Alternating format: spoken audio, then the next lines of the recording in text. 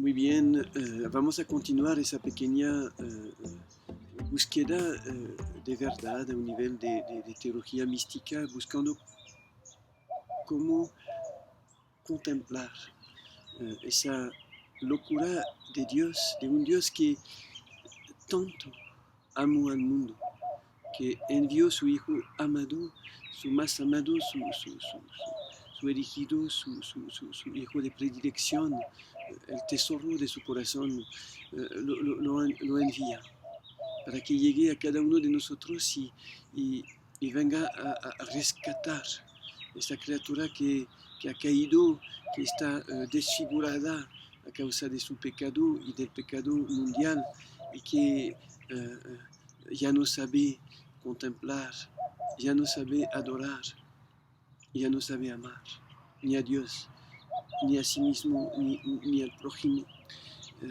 Escuchemos Jesús que en el libro del Apocalipsis viene a decirnos el que camina en medio de la iglesia con nosotros, que no nos salva desde lejos, desde lo alto, sino que está aquí como gran sacerdote que camina, que acompaña y de manera muy especial a través de los sacramentos, su pequeña criatura, que nos dice él en ese libro, gran libro del Apocalipsis, libro de esperanza, en el cual él nos muestra cómo avanzar, cómo comprender lo que estamos viviendo en este momento particular de nuestra historia y de la historia de toda la tierra. La primera, la primera conexión que Jesús hace a la iglesia revela su falta de fe, su falta de esperanza, su falta de caridad, que es lo que porque nos desvían de nuestra finalidad sobrenatural de hijos e hijas de Dios, de la visión beatífica hacia la cual estamos caminando, que finalmente somos llamados, destinados a convivir cara a cara con nuestro Dios. Y todo ese camino de la tierra es por eso. Y la primera cosa que Cristo viene a corregir en cada uno de nosotros, en esa iglesia de Éfeso, que quizás es la parte más íntima de nuestra vida con Él. Sí, yo sé, dice Jesús, todo lo que estás haciendo. Yo veo todas tus buenas obras, que luchas por la verdad, que trabajas para construir mi iglesia, para ayudar a muchas personas, pero hay una cosa que hiere mi corazón. Has perdido tu primer amor. Ya no soy para ti ese gran amigo. Ya no vives de esa íntima relación conmigo como lo esencial de tu vida.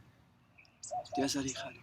Te has preocupado por cosas buenas, pero algo tienes que descubrir que me hiere. No estamos viviendo ya esta íntima amistad que yo quiero vivir contigo. Y aquí, a la luz de esta corrección, veamos esos lugares donde faltamos de fervor en el amor, donde Dios no es el primer amado, donde no estamos tan dóciles al Espíritu Santo, rechazamos la sabiduría de la cruz, el sufrimiento, lo que Dios nos manda. No tenemos tanto fervor en rezar, nos quedamos en la imaginación en vez de estar con Dios. No damos tiempo a la oración, a la lección divina. En la misa estamos distraídos o hasta no vamos. Hemos perdido esa adoración 7 veces al día, pararnos y detenernos, estar con Dios, adorarlo. Con nosotros también esos movimientos de envidia, de omisión, no tomar iniciativas de amor para ir hacia mi hermano, juzgar hasta sus intenciones a veces, todos los movimientos de egoísmos, las faltas de discreción, las palabras que ya no son de amor, que a veces destruyen o repetimos el chisme que hemos escuchado y sin proteger la reputación de nuestro hermano. La segunda corrección a la iglesia de Esmirna. Jesús sufre porque ve que estamos asustados, tenemos miedo y no vamos hasta el fin de la fe y por miedo no nos entregamos, tenemos miedo del martirio, miedo de morir, es decir, de dar todo y, y, y nos protegimos y marcamos muy bien nuestra zona de confort y no damos todo. Faltas de fidelidad en la obediencia, una obediencia un poquito material. Hacemos lo que hay que hacer porque hay que hacerlo, pero no como un hijo que quiere amar a su padre. Empezamos a murmurar, somos muy protectores de nuestra autonomía. Pequeños movimientos de oposición, de mal humor. En la vida común, de exactitud, de negligencia en los servicios a los demás, una vida centrada demasiado sobre yo. La tercera cosa que hiere a Cristo lo dice frente a la iglesia de Pérgamo, es ese eclectismo donde empezamos a tomar un poquito por aquí, un poquito por allá en diferentes religiones, creencias, y no estamos completamente suspendidos a la palabra de Cristo como la gran luz que nos ilumina y vamos a buscar fuera de la iglesia cosas que nos parecen mejor. Estamos un poquito la seducción de Eva, que sí, la palabra de Dios muy bien, pero esa serpiente me está diciendo cosas muy interesantes. Descubrir en nuestra vida esa voz de seducción de la serpiente que viene a desviarme de manera muy astuta de la verdad revelada, guardada por la iglesia, y empezó a escuchar otras voces, seguir otros pastores, y no soy fiel a Cristo en todo. Veamos esos lugares donde hemos faltado de verdad. No aceptamos correcciones, preferimos las opiniones, las nuestras, nuestros prejuicios litúrgicos, afectivos. No tenemos mucha fervor en estudiar, en tratar de conocer lo que la iglesia guarda. Faltamos de prudencia en la cooperación, no vamos hasta el fin de buscar la verdad. La cuarta herida que Jesús nos revela frente a la iglesia de Tiatira la hace como el que tiene los ojos como una llama de fuego que viene a iluminar lo que hay de más profundo en nosotros, que hiere a Dios y al prójimo, que son esas concupiscencias de la carne, de la vanidad, de los ojos, del orgullo.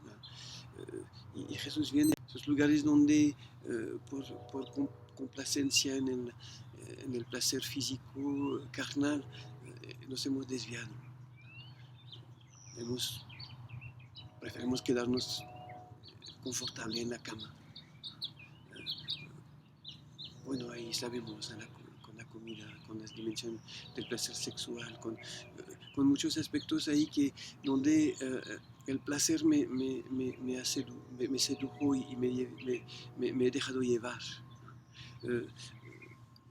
Una inquietud demasiado grande con mi cuerpo, cómo me veo, la flojera, no amar por preferir quedarme en mi confort. La concupiscencia de la vanidad de los ojos, me encantan que hablan de mí, me gusta mucho estar en el centro, que la gente me vea, que me admiren, y no falto de discreción, de humildad en mi relación con los demás y con Dios. La concupiscencia del orgullo, de la vida. Quiero siempre tener razón, no escucho a nadie, no busco la luz. Tengo miedo de lo que piensan los demás de mí, de que me juzguen. ¿No? Y ya no me entrego por ese miedo, por esa soberbia que finalmente me encierra.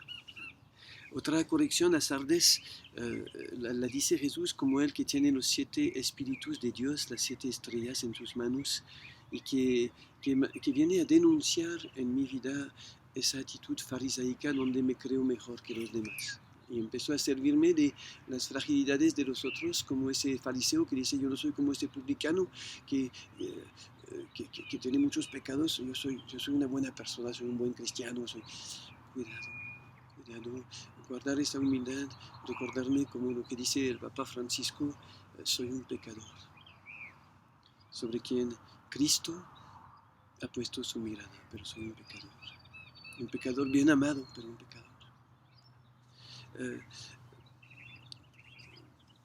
Ser atento a todas esas actitudes falsas, esas mentiras para aparecer, para ser,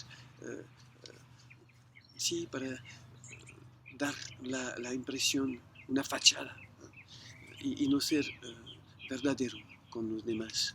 Y la hipocresía.